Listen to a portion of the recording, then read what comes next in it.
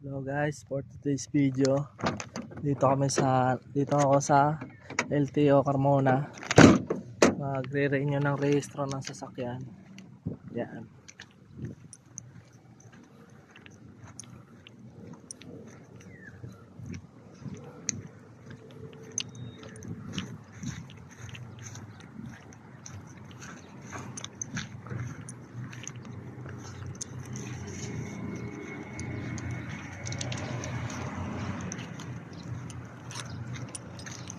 Muna natin pupuntahan. Magpapaserox muna tayo ng ORCR.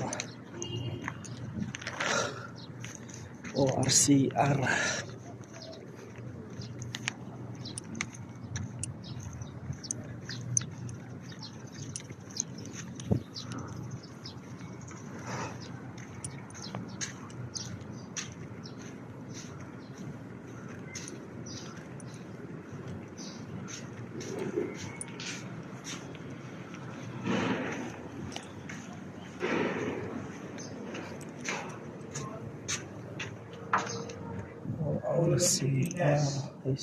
Number 2, Vice President of the Philippines. 3, Senate President.